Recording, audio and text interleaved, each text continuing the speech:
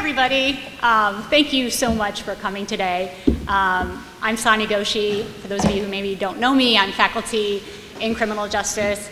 And I know a lot of my students are here and they get a giant dose of Goshe in a curriculum. And we are really blessed today to have people with us who have quite a bit of experience and expertise working in the criminal justice system and really bring perspective on this question of what does it mean to be human. And so the way we're going to work today is I'm going to let the panelists introduce themselves. I'll briefly provide some context. Michaela Downhour is a 2019 ODU alum, and she is now the interim director for social services at the Franklin County Correctional Facility.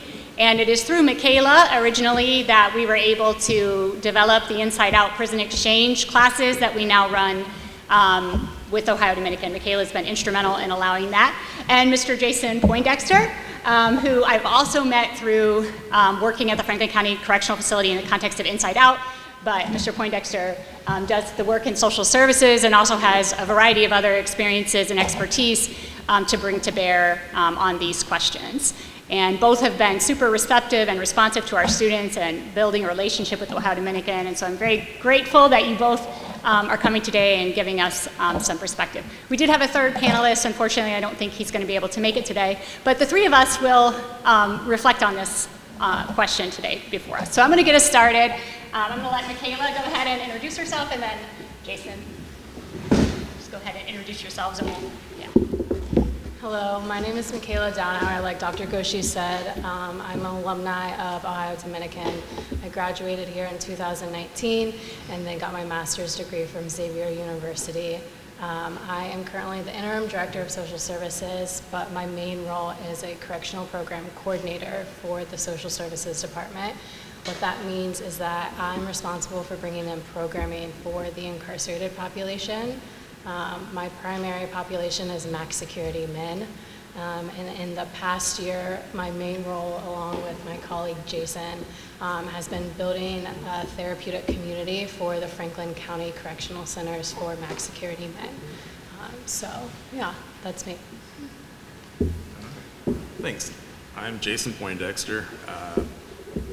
Currently work at the Franklin County Sheriff's Office as a correctional program specialist. I do a lot of programming with the guys that are incarcerated there. My specialty, my background is in cognitive behavior therapy, cognitive behavior interventions, and restructuring. Since 2002, I've worked, graduated with my Bachelor's of Science in Criminal Justice and Religion from Ashland University. Got that good old BS in religion, BS in criminal justice. Rarely hear about it because most people don't do it. I had a variety of interests and ended up leaving with that. I thought I'd go on to do my master's. That did not happen. And so I ended up working with children with at-risk behaviors in Maryland, where we designed a program that worked with children with a very intense mentoring, let's call it. We visit them 3 to 5 times a day. These were all children that either were becoming involved with the justice system or had already been involved. And our goal was that we would keep them within the next 1 year from coming back into incarceration. And if they did, it would be for a lesser offense. We had an 82% success rate. On average, you'll get about a 20% success rate after locking a kid up. If you do programming with them, you'll often get about 50% success. We had an amazing time, amazing work with the young people there, and then our funding was cut by the governor because he did not like the people that ran it. So I ended up coming back to Ohio, where again, I thought I'd start my master's, and I ended up becoming the director of Albus Incorporated, used to be Albus House. They had a program for adults with developmental disabilities and extreme behaviors. I ran that for 13 years. That's where I was introduced to cognitive behavior restructuring. Wonderful psychologist named Dr. Khan worked with me at the end and just did amazing things with getting people to change the way they think so they can change the way they act. And then after that, I left and did some fun stuff running nonprofits for a while and came on with social service over at the main jail. I'm with Michaela on the max security side. All right. Thank you very much. And the way I hope to do today is we're going to reflect on a few questions related to this idea of what it means to be human. And then I'd like to have time for questions. So if you're thinking of questions around what this question means or the expertise and experience of our panelists, please go ahead and ask them when we have time for questions toward the end. So the first question I wanted to offer to reflect on is thinking about your experiences in working in the criminal justice system with different populations. What stands out to you about the way in which we treat people who are in it? Primarily people who are criminal defendants, either people who are accused or people who are convicted.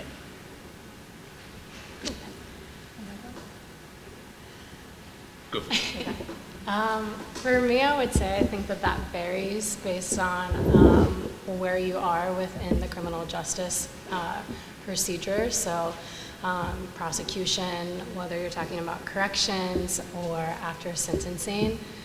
But it also differs based off of what you look like, your economic background. So your experiences within the criminal justice system and the way we treat people in it is largely has to do with, are they poor, are they black or brown, are they male or female, have they seen the justice system before?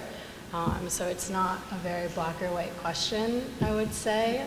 With our population, I think with sentencing and bail reform, something that I think that stands out to me the most is bonds that we're giving people that are not able to make those bonds. So people that are staying incarcerated for 6 years before they see a judge that are held on $5 million bonds.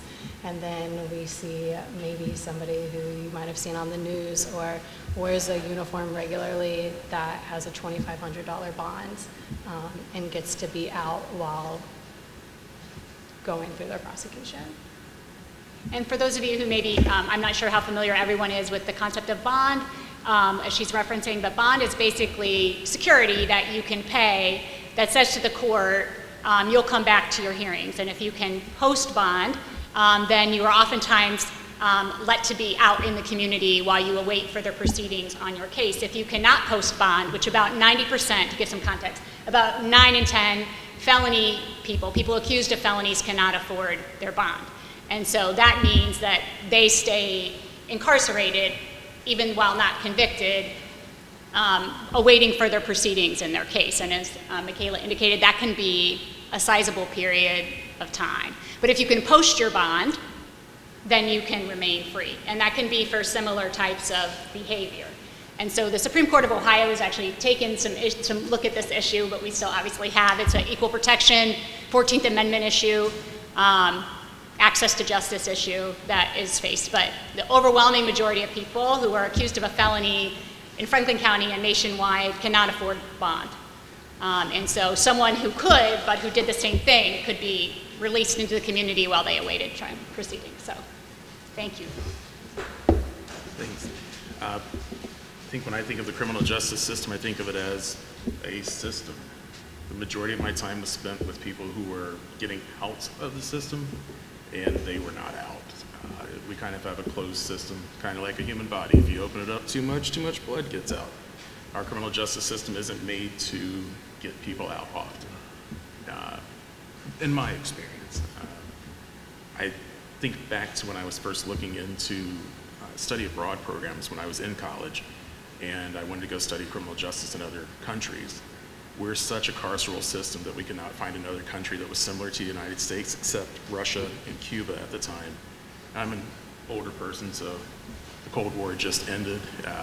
Back in the 1900s, we were kind of fighting with Russia and Cuba, so going there for a study abroad was not an option.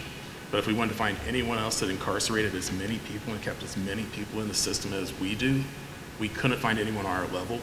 The lower levels were Russia and Cuba. It's just that, it's a system.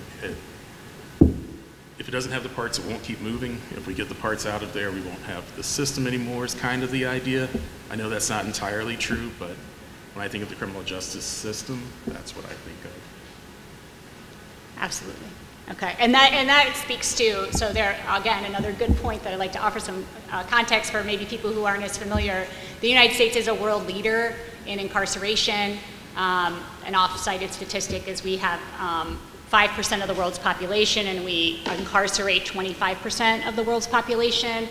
Approximately, it's anywhere from more recently, like 1 in 38 people in the United States are under some form of correctional supervision, whether it's being incarcerated, being on probation, being on parole. So it is a massive system that people can find themselves in. And what Jason is saying, I think, is one of the struggles currently in the system is around what does it mean to be human in the criminal justice system, in a system that is so vast and that catches people, and it is difficult to extricate yourself from that system. And so that is part of it as well. And this theme today that we have on what does it mean to be human, I would just ask you guys to sort of share your thoughts on that question generally. What does it mean to treat people as human beings in the criminal justice system? In what ways or examples can you think of that we do that? And what other ways is it perhaps dehumanizing that you've seen? I know this could be a big question. I was going to say, one of the things I think of when I think of the criminal justice system is the idea of criminalization and control. And that goes into probably this next part about the idea of,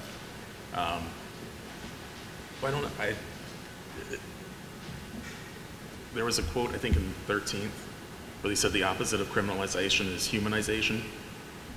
And there's this thing of, our system is often set up to treat people as not human, and to, there is no egalitarian idea behind our system. It's not that we value people and we want justice. It's often just control and criminalizing. There's so many things that are against the law that can have such terrible penalties. And we're one of the only countries that seems to do that and to handle it in that way. I don't know. Sorry, I kind of jumped back towards the other topic real quick there. No, I think it's a good point in terms of, again, we have this vast system, hard to extricate, and also easy to get into. Yes. Yeah. Very, very easy. The other day we were talking to people about how it's no longer against the law to spit on the sidewalk. We don't need that law anymore. There's also the guy was, in Ohio we had a problem back in, again, the 90s. We had the most black males being arrested for jaywalking. No one was getting arrested for jaywalking. People in Baltimore were laughing at us, where they had a terrible, terrible police system. In Columbus, we had hundreds of people being arrested for jaywalking.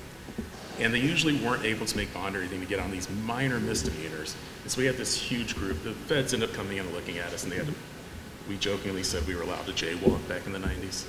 But after the feds came in and stopped the Columbus police from harassing people, Cleveland was doing it too. I don't know if other ones were. But that was right before Cleveland had their big shake-up in 94, 95. Yeah, there's so many things that are criminal now. It makes it so easy to incarcerate people.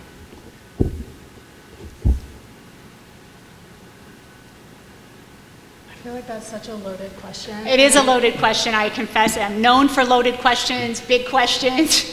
But so you can just answer it however you want to tackle it, and we can go from there. Okay. I guess the easiest part of it to answer is in what ways are we doing that, and I would say that there are very limited ways on how we are treating people as human beings in our criminal justice system.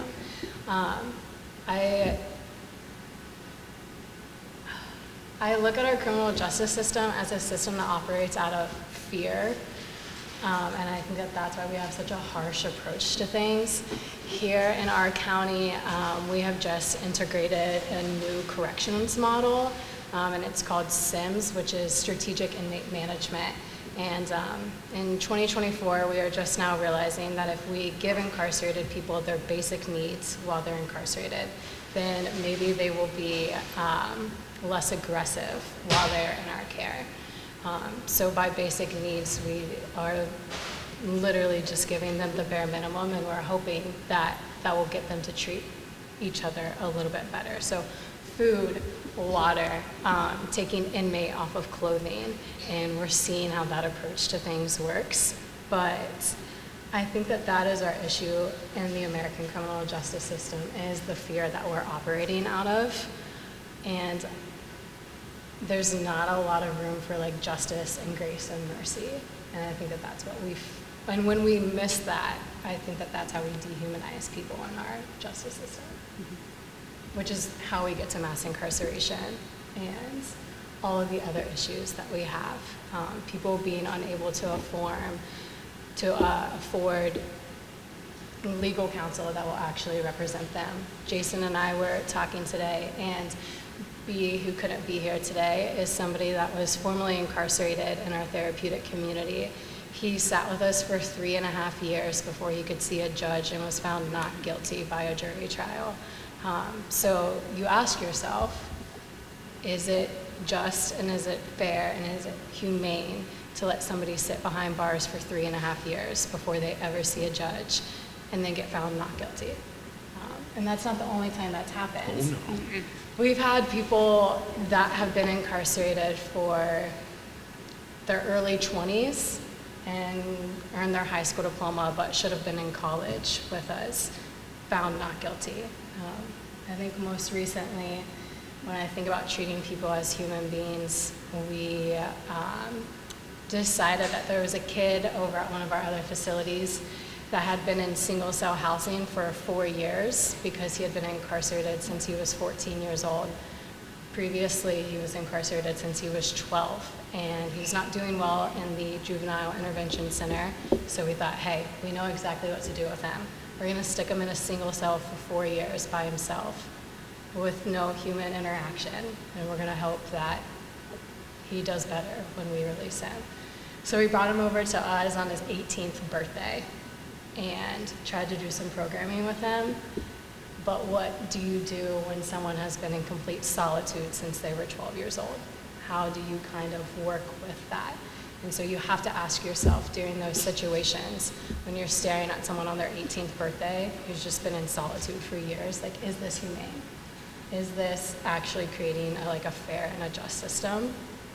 And I just don't think that we have that. And single cell housing, you're referring to like solitary confinement. Solitary confinement. Yeah. So I would say, I think like 3 of these tables. For the length? Maybe like 4. Maybe I think it's about an 8 by 12. Yeah, so like an 8 by 12 cell, and you just don't leave that. He had the nice thing, though, that there were other people in cells next to him, so he could yell through the bars. Not everybody has that. A lot of the guys have a solid door with a solid window. They have to try to yell through a vent or yell through gaps in the door in order to see or hear anyone. So he had the nice solitary for those 4 years. Yeah. And as we know, the impacts of solitary confinement on adults is very problematic. It is a way to literally induce depression, anxiety, mental illness.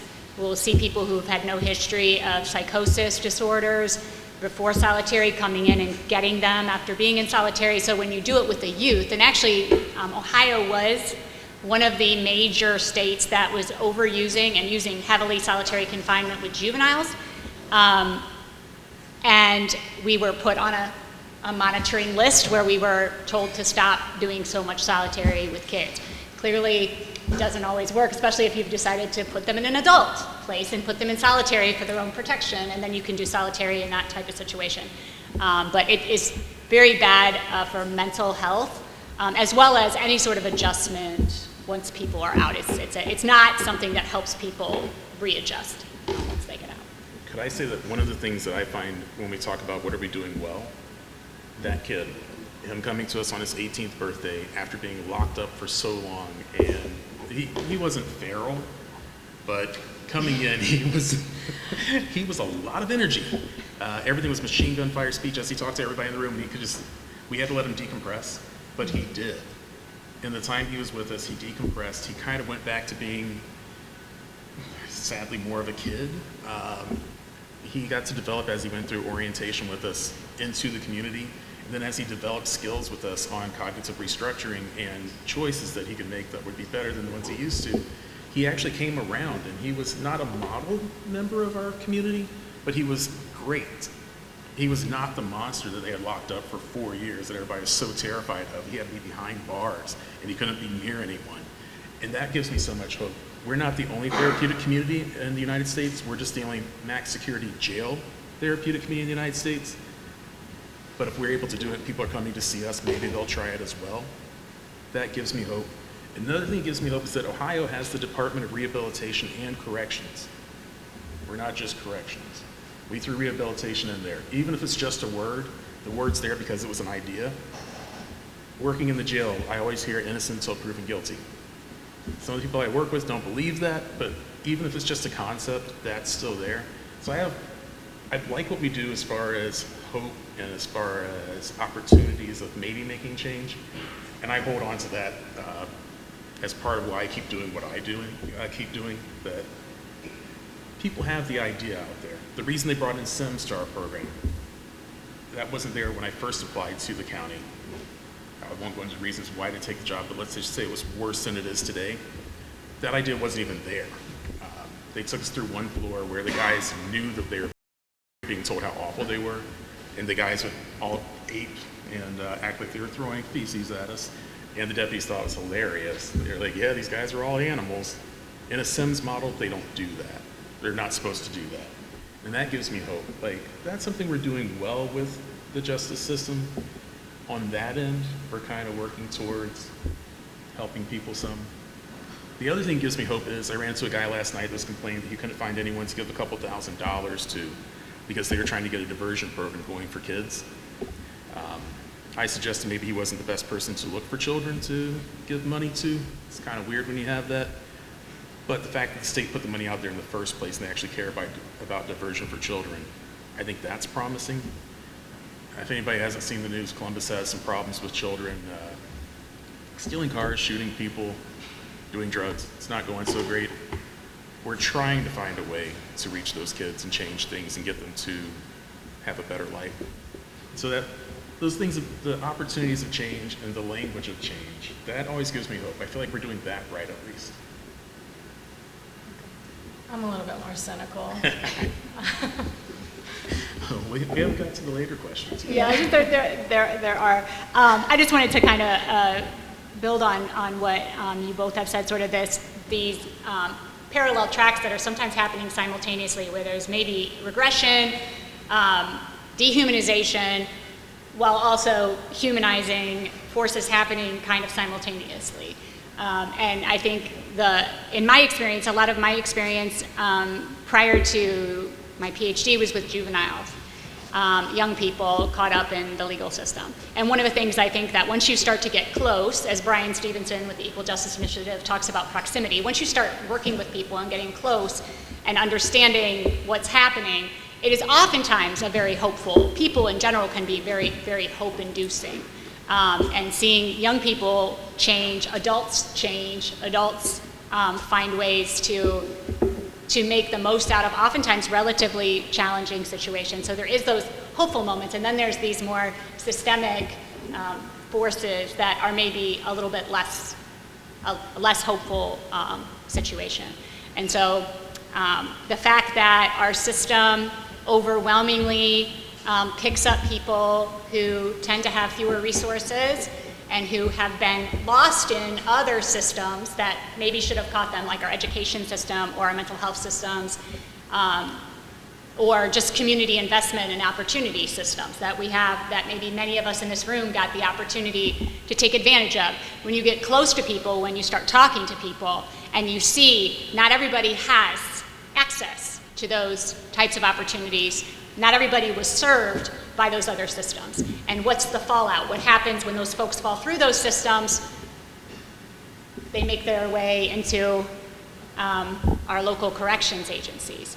And that is, in my mind, what is one of the most dehumanizing things that happens, is that, and then that focus on they made a bad choice. True, sometimes when they actually are guilty of the thing that they were accused of. But that language of choice, while very hopeful, it can be very hopeful, right? You've got this parallel. This is hopeful because you can make different choices. Cognitive restructuring, some of the work you guys do is amazing on helping people sort of identify their thought processes and things that are problematic and their choices. Alongside, their choices were structured by a lot of other features that people who didn't make that choice maybe weren't contending with, maybe weren't struggling with. And the tendency to dehumanize people as simply good and bad. And that's what I used to hear in juvenile court. So the good kids and the not good kids, bad kids, people we can save, people we can't save.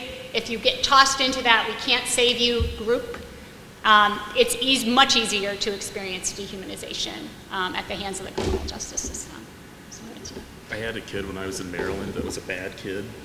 He had run away from home.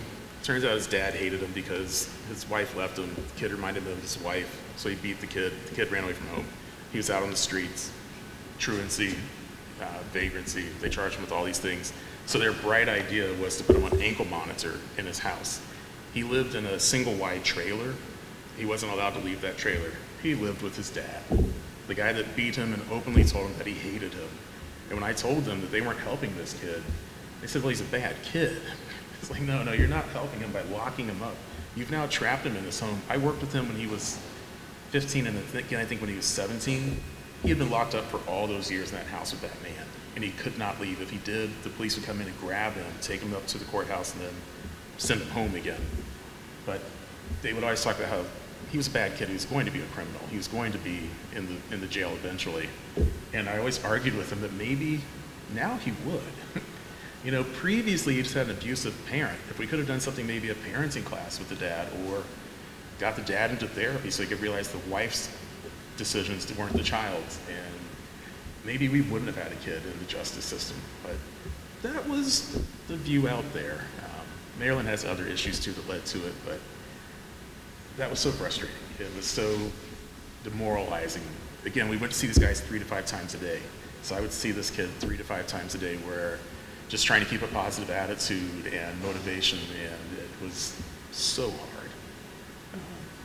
But then now we have that too with the guys, where we say, hey, how about if you make better choices? How about if you do better things? And they say, okay, well, look, I had a drug offense, so that means I lost my driver's license.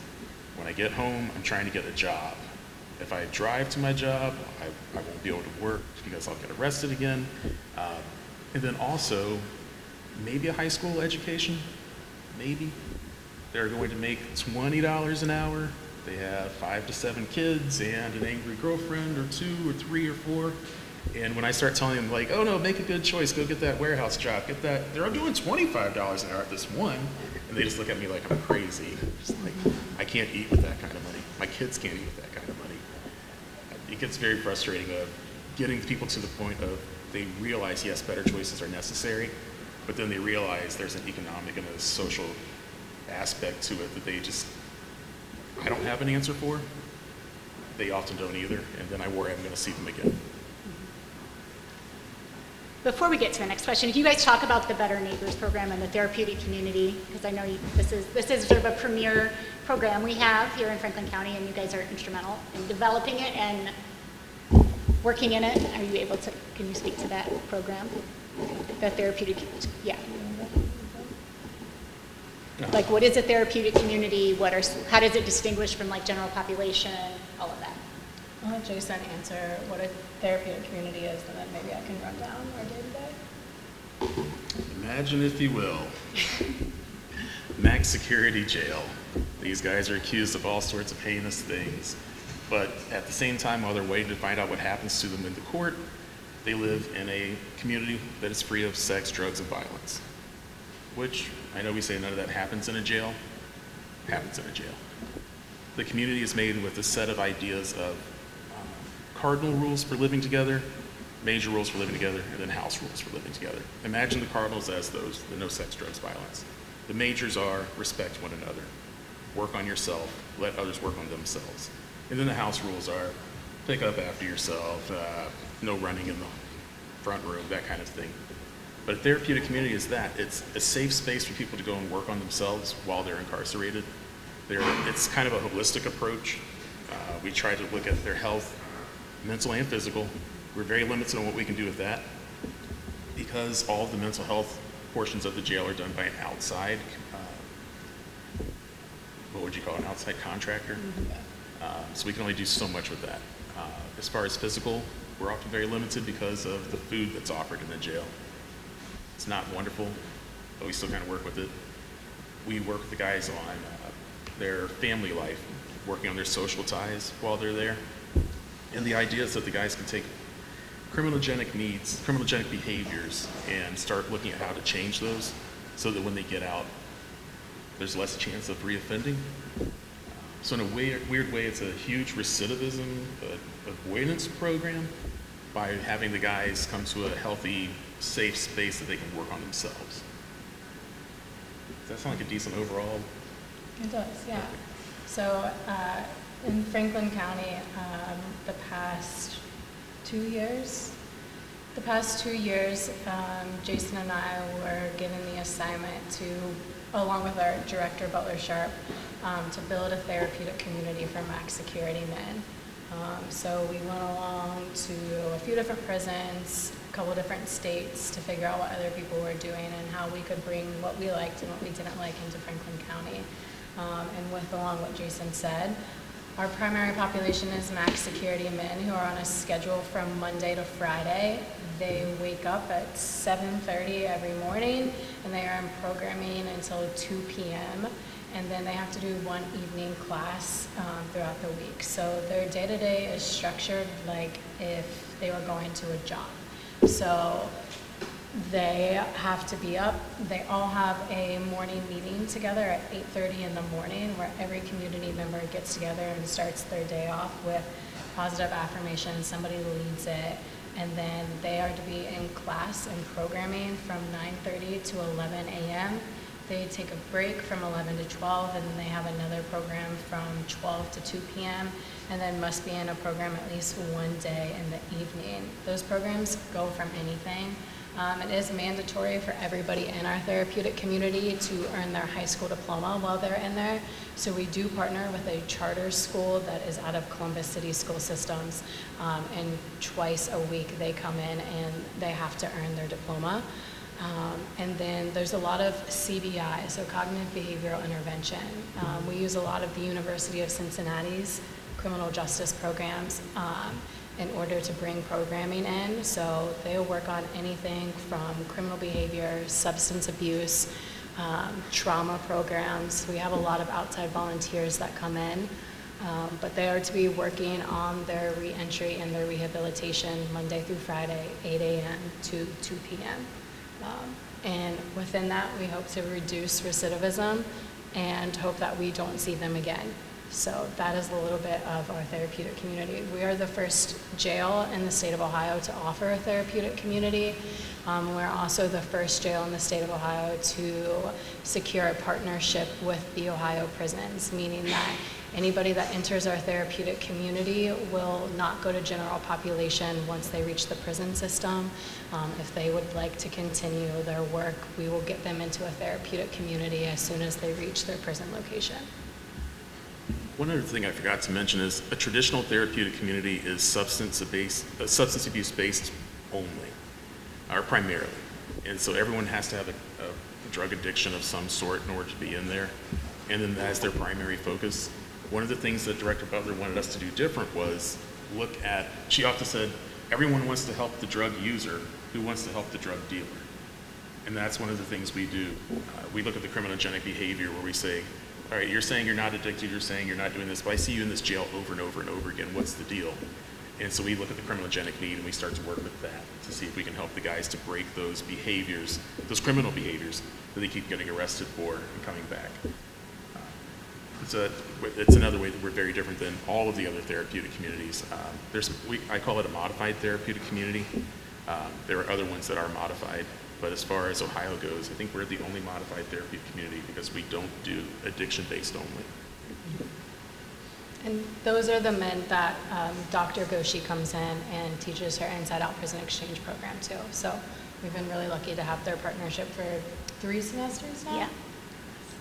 And we have been lucky. And I wanted to say one of the things I think is most startling in working with the men in the therapeutic community and who come in is again, it kind of brings in that humanization when people are treated like students. So many of us in this room have been students, continue to be students, and you treat people as students, and everyone can learn. And I think I have some students in here who have been a part of the Inside Out Prison Exchange program who either have been or are in currently. And you can see that the learning piece, the engagement, the working with ideas, the thinking critically about material is a very human thing. And it doesn't matter that someone is in a cell or in a jail facility. They can still do that, and they bring that to bear, and it is a very enriching, I think, from what I've seen, a very enriching activity for the folks in the class. And so we've been really fortunate that you all have allowed us to continue to come out. So there's that. But approximately right now, 2 million people in the United States are incarcerated in jail or prison. And one of the, again, a very sort of commonly cited statistic is 95% of the people in the criminal justice system who are currently incarcerated will come home at some point. And so we have a system that catches a lot of people and then spits them out, and then we have this kind of revolving door situation. But my question to you both, and sort of your experience, is what do you think people need basically to avoid being incarcerated in the first place? And what do they need to not come back once they're released? And I know that's a very broad question. I'm going to leave it to you to tack it how you would like to do so. I would say community resources, and I know that that's probably such an underrated response, but a lot of the men that we see and the women are lacking just basic needs, or even education. They are in school systems that don't really care if they show up or they don't show up. We just did a panel with some people from juvenile, and they were trying to look at recidivism rates and people that had offenses as juveniles that were now in the adult system. And we had 14 men in this room, and they asked, how many of you earned your high school diploma like at the age, like you went to school, you walked across the stage, and 4 out of the 14 men had done it, and they were now in their 30s or older. And it was like, okay, well, what happens between that time that you're now 35, 45, and you still don't have a high school diploma? Like, who was helping you along the way? So did we need to give your parents more resources? Did the school systems need more resources? Did you just need, like, what is it that you needed? And so I think that along the way we have to start asking these kids, like, what do you need? Like, what can we provide? Jason brought up a good point today when we were discussing. He was like, it's not profitable to help people that are going through the justice system. And so they just keep coming back. And we see that a lot in the winter. I thought that was a stereotype, the 3 hots and a cot. They're like, around the winter time, our population is gonna skyrocket because everybody wants 3 hots and a cot. And I was like, yeah, whatever. And then my first year in jail, I was like, oh my gosh, we're busting at the seams during the winter months because there are so many unhoused people that just need a place to stay. And so I think just like asking people, like, what do you need, is a way that we stop incarceration. But and ways for them to not come back, we need some felony-friendly companies. We need people that are willing to hire ex-offenders. We need prisons that actually help people, and they're not just sitting there for years and then all of a sudden they get out and they're like, well, I've been incarcerated for 20 years. Like, I don't know how to use a computer or a cell phone or anything like that. Like, what am I supposed to do? So we need a lot of everything.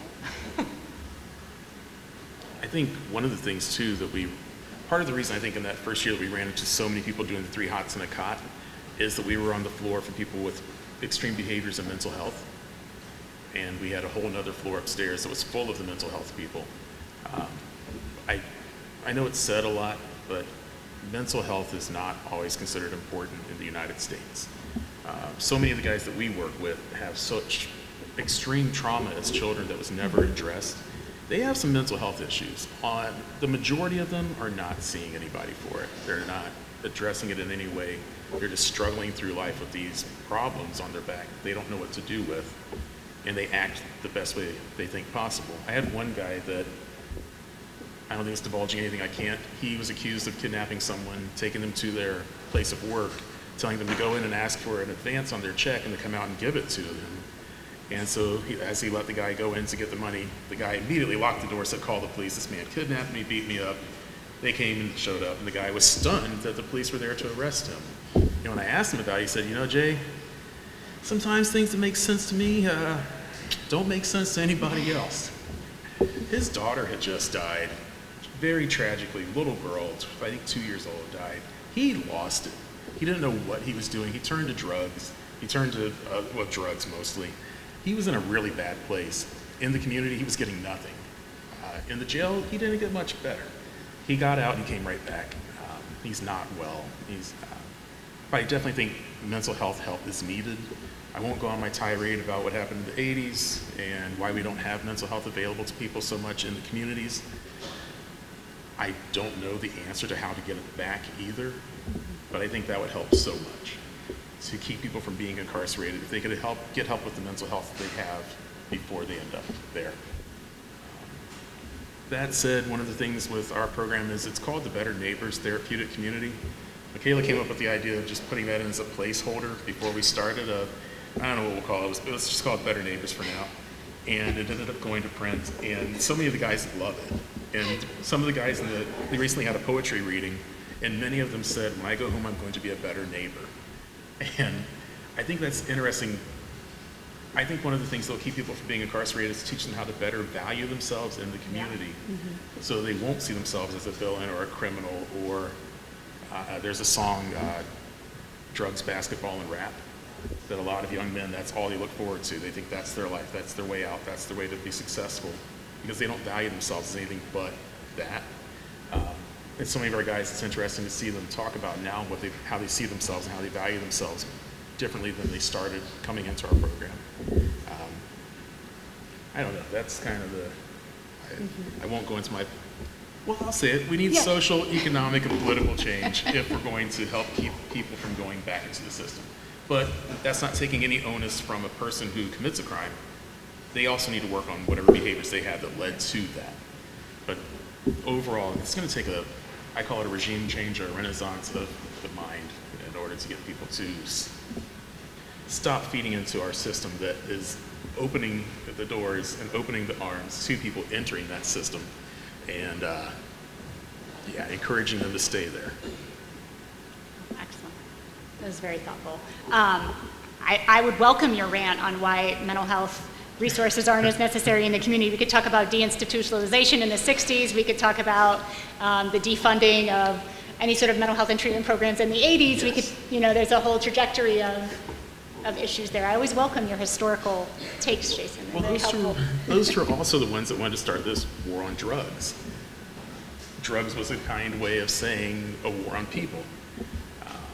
Nixon flat out said it. He was pushing that we should make cannabis illegal, keep cannabis illegal, because white hippies who were opposed to his war smoked cannabis.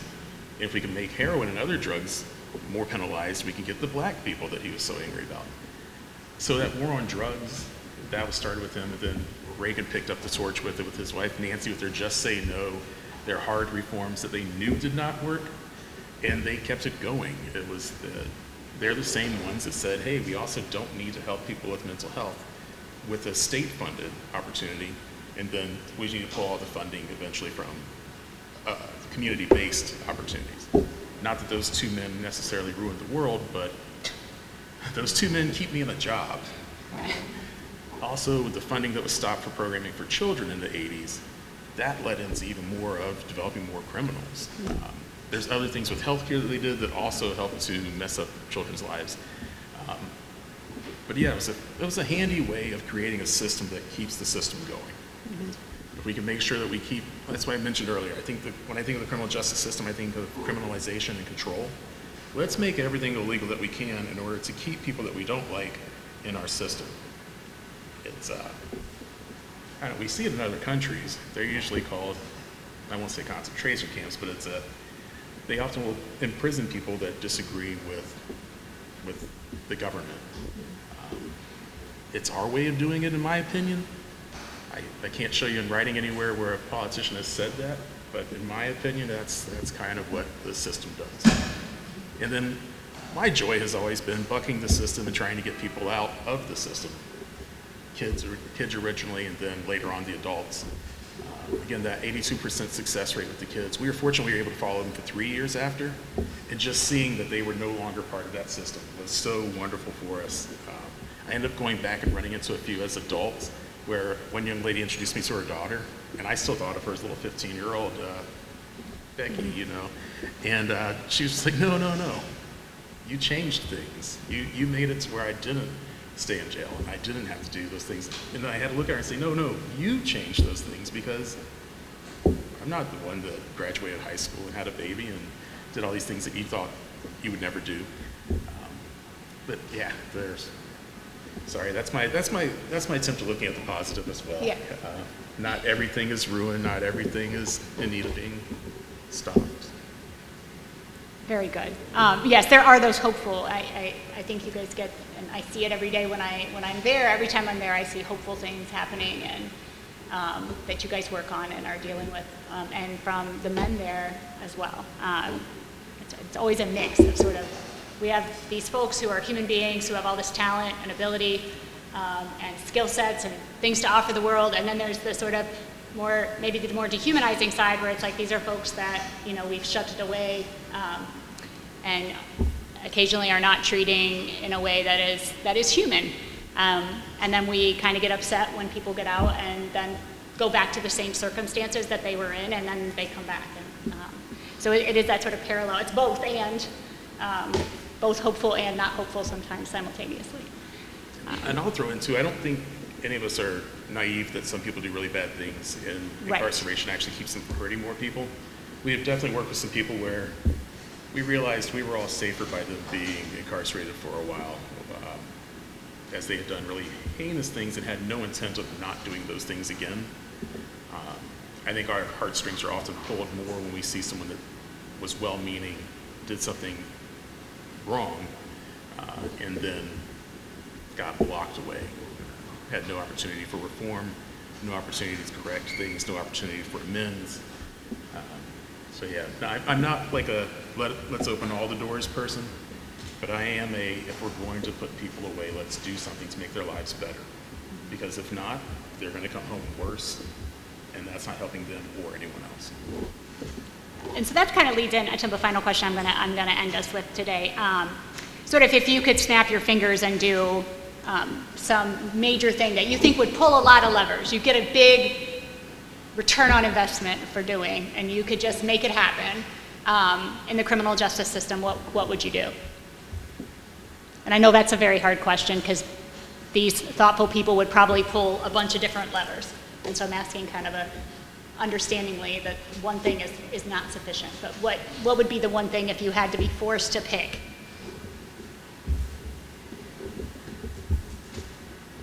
Just one. I think that I'm still in my rabbit hole from yesterday in class when I went through the death penalty rabbit hole during Inside Out. But I think that the American justice system has this really unique approach where we are just okay with throwing people away. And I have always really appreciated approaches to the criminal justice system that include Brian Stevenson or Father Gregory Boyle of Homeboy Industries. And something that Father Greg always asks is like, will the day ever come where we like stop throwing people away? Or like, will we ever stop dehumanizing people with our justice system? And I think that if I had to snap my fingers and just like change anything, it would be this like notion of how easy it is to just throw people away. And I think that we have seen that firsthand. It's difficult. Something with our Better Neighbors community is that everybody is pre-trial. So everybody is still waiting to see a judge. And I think that a misconception in our justice system is that people are waiting to see a judge for a few months, but the harsh reality of our justice system, especially here in Franklin County, is that we are working with men that are waiting to see a judge for about 6.5 years.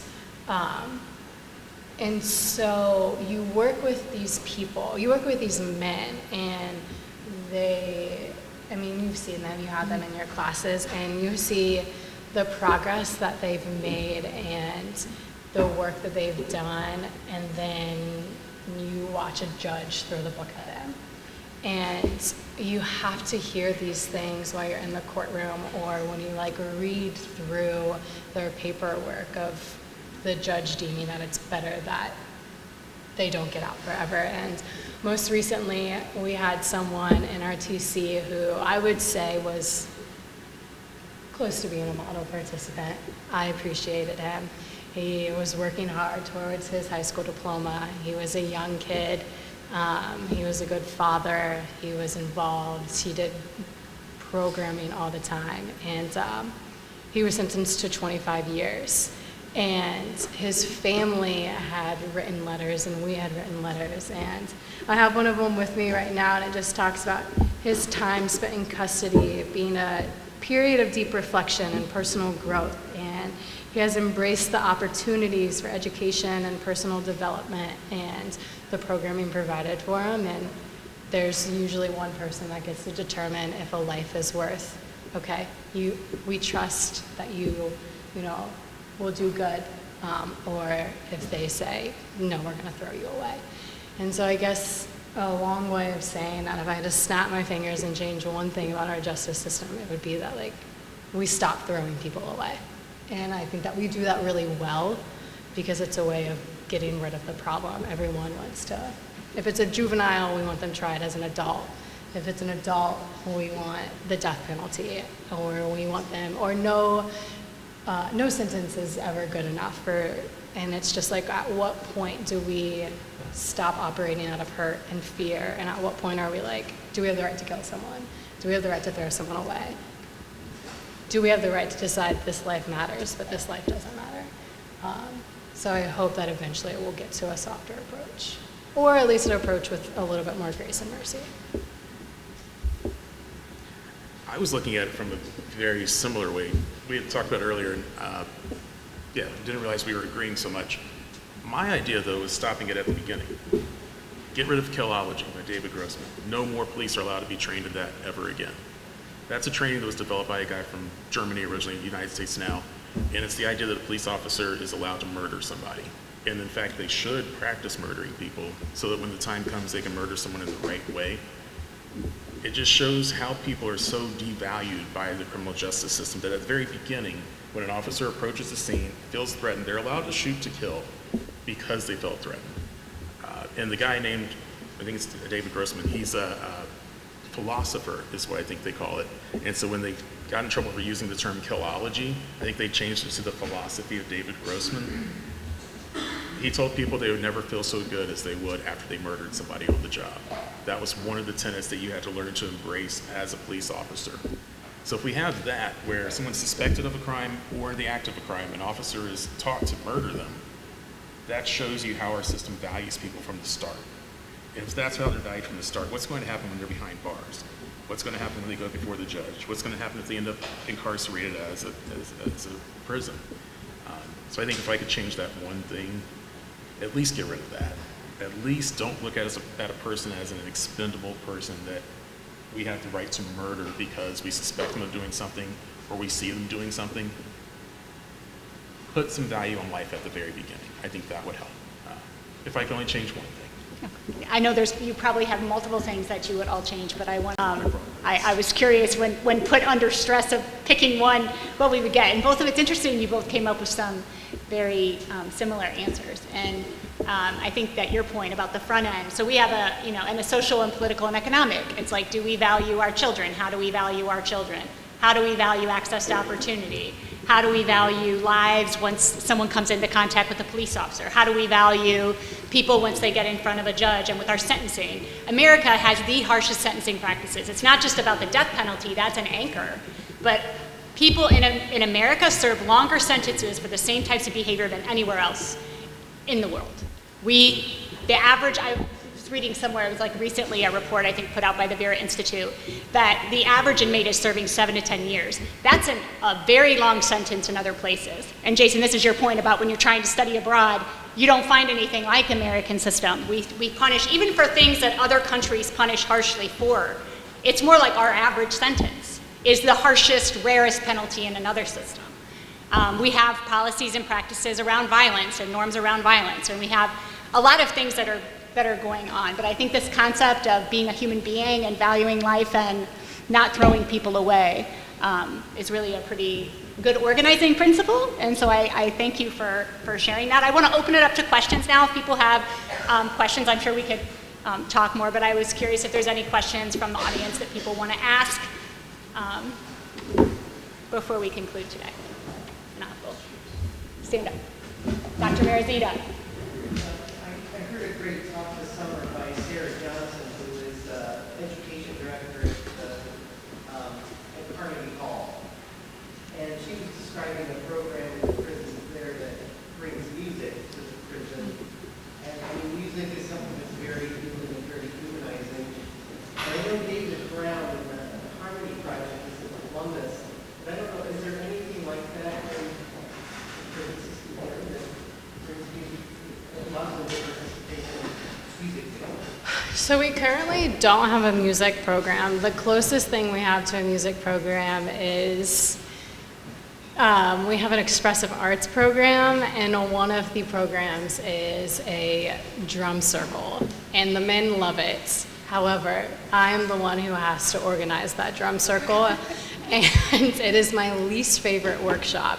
So if anyone wants to bring music to them, we would love it and welcome it.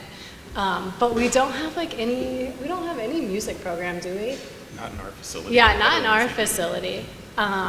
But we are always open to anything. So if somebody does want to do that, come on over. We'll welcome you with open arms. The harm? She told the story of a man who had spent 25 years, and they were part of this, they were writing music and making music.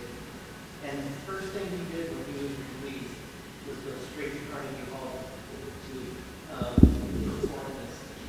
Yeah, we would probably get a lot of interest. Dr. Goshe was invited. They did a poetry slam last Friday in the Better Neighbors community, and they all think of Dr. Goshe as their bestie. So she has to be the honorary guest to all Christmas programs, all poetry slams, and every other program that they put on. So, but I felt like some of them had some like musical talents on Friday as well. It was amazing. I mean, it was. But I mean, there was stuff that definitely could have probably meshed well with that type of 100%. That type of program. And it's always an honor that the men invite me to these things, and that I think is through the association I have with y'all. They sort of displace the trust they have in you, and they put it to me, and they give me that opportunity. But tons of talent, tons of ability there as well. But that's really, I mean, it's really great. Can I say with the poetry slam that they did, it was a 6-week-long course that the guys did where one of the incarcerated gentlemen learned about poetry and then shared to teach 6 different types of poetry. And then the guys, after doing that, they picked their favorite one some more than one, favorite one that they wanted to present to the group, and it was their opportunity to share in that way. And then also, if you're interested in other places where they are doing music with incarcerated people, the Healing Broken Circles, the shirt that I'm wearing today, Healing Broken Circles, they go into the prisons, they meet with the guys, they bring poetry, they bring movement, they bring arts, they bring music. And one of the things they did that was really cool was, I think it was in London, they came in and they had all the guys learn every single part of the musical Hamilton. And then the guys got to put it on in the facility for their peers. And so you just see these guys all in costume and everything. They've memorized every single word to Hamilton. Then you see this huge group of incarcerated people in front of them just kick back and enjoying it so much. But Healing Broken Circles, they're an awesome group. I go to their back wall presentations. That's their version of the Poetry Slam. They're doing that in many prisons in Ohio. Other questions? Thank you. Yes, ma'am. You talked about how the program is pre-trial, and you're seeing a lot of changes during that time. And you said that you sometimes write letters that the judge will read. I'm wondering if you feel like those make any difference. It seems like it should. And maybe because it sounds like this is a newer program, maybe over time, if judges see your reputation and think that'll make any difference, or if judges don't care about that? I think that we're seeing both. So something in our program is that the guys have colored t-shirts that represent how long they've been in our program. That's literally just the amount of days they've been in there. And to start their days every day as part of their morning motivation, they have to share 2 feelings and a focus. So 2 things they're feeling this morning, and then their focus for the day, and they have to share it with everyone. And like one of the judges was like, I see your shirt, what are your 2 feelings and a focus for your day? And like that kind of let us know that they are watching and they do see what's happening, but I think that we still have a little ways to go until all of them are on board with reentry. That's just from my perspective though. And I think you've only been able to speak to a few judges. Yes. So like I think like you're saying, as the judges start to learn more about what we're doing, like Michaela and Butler, Director Butler were able to go over and put on a presentation for some of the judges and attorneys prosecuting. Yeah. And show them a little bit of what peace love was and what the guys were doing while incarcerated. And that let them know who we were and what we were doing. So now if they do see that name, if they do see that t-shirt, they're starting to know that this guy isn't doing typical jail stuff. They know that our 3 primaries rules are not being, that guy could be doing drugs, he could be acting out, he's not. In order to stay with us, you must abide by the rules. So they know that that person while incarcerated is doing different things than they could. And so they kind of get a feel for what this guy is doing. We just launched the end of March, like March 17th of 2023. So like a little over a year now, a year and a half. So I'm hopeful that eventually it'll grow into something large. And we elect our judges. So all of you are voting electorate. You can ask these questions, you can get involved civically, because we elect folks. And if we want people who support these sorts of issues, we elect our local judges, we elect our Supreme Court judges here in Ohio. So that is a question to ask when you're considering candidates, where they kind of stand on these issues. We can ask for people who take that kind of thing into account. Any other questions? Yes, Rowan.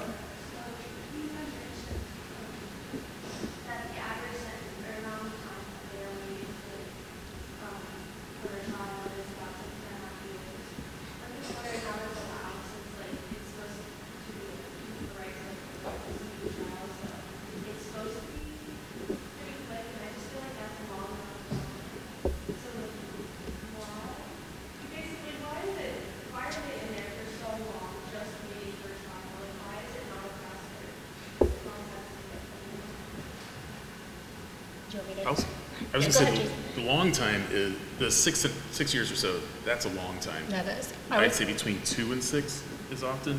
Yeah, somewhere I think that we see the most at like 4 years. That feels like a sweet spot. Yeah. Yeah, I would say 4. Yeah, is 2 to 3 is sort of the national average. So people are still catching up from COVID. And again, I'll leave that, Rowan, for you to decide if you think 2 to 3 years is speedy. I think that's a lot longer than a lot of times people typically imagine it is. Because we're on the max security side, we often see the guys that have bigger cases.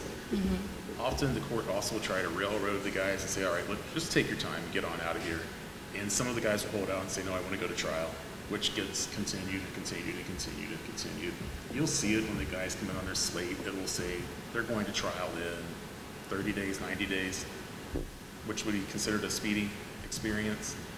And then as soon as their trial date comes up, it says the next trial date, the next trial date, the next trial date. It just keeps getting continued. We had a guy the other day, he went to court. They told him he wasn't supposed to be there, so they told him to go home. He went back to the cell, and they said, well, why didn't you show up to court? He said, I was there. And they said, oh, well, we're going to have to continue you. And then the next time he went, 30 days later, he got there, and the judge forgot about it. So they said, we're going to have to continue you. So now he's on a fairly, well, for our group, a minor crime. Probably could have been out of there on that first one, but another 60 days now another 90 days now because one time they didn't recognize him as being there. The next time, the judge just kind of forgot, didn't show up. So there's weird reasons why people go along. We have a couple of guys that are convinced that they can fire their attorney a few times and get a different outcome. So it's not always the court's fault. But often it's kind of... Yeah, there's just resource issues. There's only so many judges. There's actually, even though Franklin County is huge, there's actually a relatively small number of judges who then share, and they hear both civil and criminal cases on their docket, and so they are just loaded. And then we also have resource issues in terms of access to counsel, so public defenders and people who can take those cases. There's backlog in that sense. And then like they're saying there's pressure to take a plea bargain, the system would completely implode. I don't even know how long the times to trial would be if everybody exercised their Sixth Amendment right to a jury trial. the thing would disintegrate. So we have the plea bargaining process, but for the men who choose not to take a plea, it can go quite long on that. And sometimes it's investigatory, so they're trying to track people down, track witnesses down, track evidence down. So there's sort of system issues, but some of it is just public resources. We don't have the resources to accommodate. Mass incarceration costs a lot of money. Nice. And I saw someone who studies access to justice say that the entire system has to flop over to allow mass incarceration. The whole system has to be complicit to have it happen. And this is how some of the ways, because if you're sitting in jail for 2 years, you might be like, okay, I'm ready for this to be done. I take a plea. And we get these kind of factors interlocking together to kind of reproduce itself. And you get you get a huge jail population when everybody's sitting in there for years just waiting on their processing. And so the system kind of has some work to do in terms of that improving as well. Yeah. Great questions. Anyone else? Okay, well, thank you everyone so much for your attention. I want to give a big round of applause for wonderful